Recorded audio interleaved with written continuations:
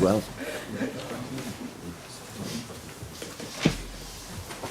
Okay, everyone, it's early morning, and obviously I know we're going to be busy with the draw at 11, so we'll try and keep it as brief as possible.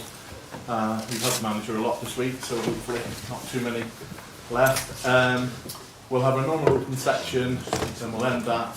We'll have a short embargoed section for the Saturdays. I'll make clear when we're into that, and then we'll have a short embargoed section for anyone from the Sundays. Okay, Vinny, do you want to kick off? Jurgen, obviously any successful season is made up of a number of significant moments. I just wonder, it felt that the 3 minutes between Ali's save and Diogo's opening the other night was again another significant moment. For you, whether those kind of 3 minutes rank in what you've seen so far in this season, how significant could they be in terms of that title race? No idea, to be honest. Significant moments you usually really see only after the season when you look back, but it's like this. You have then a few moments. A few years ago, the significant moments were when City scratched the ball off the line. I think it was Stones. It was a very significant moment. And at Burnley, the ball was in for the same margin. That was significant moments, but in this moment you knew they were important or they were big, but you had no idea how significant they will be. So I don't know, but Ali's save was for sure a big one in a moment when the game could have gone the other way. That's clear. But apart from that, we had the similar situation with the Sadio goal, which was disallowed already 2, 3, 4 minutes before, maybe 5 minutes before. So obviously we were much better in our positioning, in our movements than in the first half, and that was significant as well. So that's why we had the situations then. First Sadio's, which was offside, slightly but clear, and then Diogo's goal. So that's very important. But how is that? I have no idea how significant it was, but it was important. We keep mentioning momentum though as well. Now there's a change of competition immediately followed by an international break as well. So is it good to get away from the title race for a bit, and in some ways can that break help keep the edge that you've had over the last few weeks, or rather than impact it negatively? Things you cannot change. I don't think it makes too much sense to really think about it, and that's why we don't do it. I would prefer to have the boys together for 2 weeks, I can tell you. So that would be much better. But they have obviously a lot of important games to play. 2 especially, with Sadio and Mo. And yeah, let's just hope and pray that they come back healthy. But rhythm break or not, that's not really. It happens constantly. We have the 3rd or 4th international break now this season, normal. So that's all fine. But before we have an international break, we have an incredibly important game against Nottingham. My first time there. I know Nottingham only from when I was a kid as Robin Hood. I always thought, how would it look there? Probably no time for sightseeing, but still looking forward to it. And against Norwich in the Cup, we saw the likes of Joe Gomez, Simicas, Milner at the back, Ox, Curtis, Minamino, Origi all started that game as well. What's your thinking with regard to doing something similar? Do you even need to rotate similarly again this time? We will see. I have really no idea in this moment. The analysis will follow now. I saw the Nottingham game, the FA Cup game against Huddersfield. Fully, and now the analysis follows after this press conference, the deeper. And so then we make a decision about the lineup. But we have obviously a couple of issues from last game and before. A bit of people were ill, and I hope don't get the news that somebody's ill today. So far I didn't get that, but boys come in slightly later. And then Trent is out with hamstring, so it will be he cannot be part of England as well. No good news. We will see how long that takes, and Mo felt his foot again a little bit after the game, so we have to see what we do with that. So that's and on top of that, some other here, bips and bobs and stuff like this. So we have to wait. So and that's always like this. I want to have a team at Nottingham who's fresh enough physically and mentally for the game and really is going for it. We are Premier League team number 4 for Nottingham, I think, in the competition. So they didn't have an easy way yet, but they made it. One important game on Wednesday against Queen's Park, are close enough to think about promotion again. So our former LFC coach is doing obviously a proper job there, and so another reason why it's a special game. And yeah, if we rotate, and I really don't know it in the moment, then it's just to have the best team possible for this specific game on the pitch. Just on Trent, are you looking at weeks rather than... Yeah. Julia? Jurgen, it was just something that, I know you don't do social media, but Jordan Henderson posted on Instagram after the Arsenal game. He was in the pool at 2-3 o'clock in the morning. He's played like 40 games so far domestically. Diogo Jota 38, Virgil van Dijk 37. You talked about self-education and He awareness posted, last week. Hendo posted from his, I was in a pool. from his pool that he had 40 games this season. Or No. I just worked it out. I need a bath. I've Okay. actually done some work. Getting better. But like you talked about sort of self-education and sort of keeping that rhythm and physical fitness and mental fitness as well.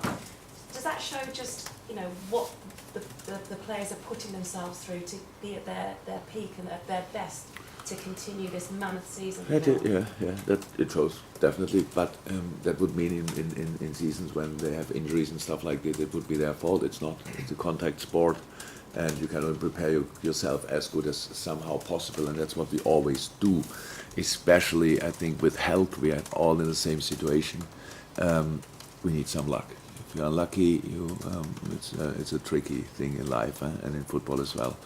This year we had to, and then we on top of that, we with a little bit resting here or rotating there, we can make it more likely. I can come back easily. I didn't open it now, but I cannot stop thinking that the 5 subs is essential, because when you think now, I think Scotland plans 6 friendly games in the summer, the national team. So that's not all of them are just for the purpose of if we go to the World Cup, then we are better prepared or whatever. It's for money reasons, and I understand that, but it's again, I think England has 4 games and stuff like this. In a summer where it's first time for ages no tournament, what do? Oh good, we use the time and put in some games. And that's the world. The UEFA plans a new tournament, I think, from them on 32 teams, 36 teams, 58, I have no idea, but a lot more. So pretty much I didn't even know that Europe has that many countries, but they all play now at the Euros. More games. So, and that's it. And we speak about how can you rest player, how can you get through a season and stuff like this. It's not allowed to accept that the top class players are constantly playing, and we just accept that they get injured more often than other people. It makes really no sense, and that's why we need that desperately, because nobody else will stop it. Nobody else will stop putting more games in. That's how it is, because it's the money, it's whatever, nothing else to do for some FAs maybe. When I heard that with 6 and 4 and whatever games during the summer break, when the first time that these players would have a summer break, and after that a normal season follows plus a World Cup just in the middle of it. What do you think how these boys get through this? So when you are in a situation like we are now, you have to recover each second you have the time to do so, and you have to rest each second you have the time to do so, because it's really tough what the boys have to do, not only ours but ours as well. And I'm really happy hearing that Hendo has a pool first and foremost, and he was in it. And hopefully I can see today that he recovered well. But I think that's very quickly. It's the fact that that's almost a Premier League season, 40 games already. Well, it's more than a Premier League season, and the 2 Yeah, and still a few to come. Huh? My first year, I think some players had, maybe not players, but the team had 63 games at the end of the season. When I came in, I didn't have the first view in 15, 16 the season at the end. But the final at Seville was game number 63. So, and there were no international games involved, by the way. Not that, just club. And that's this year, I don't think, hopefully will not much less. But it's tough.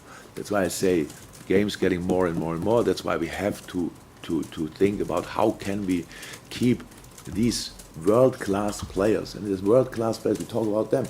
Sorry to say, but when in the international break, I don't know how many Burnley players are on international duty. I don't know.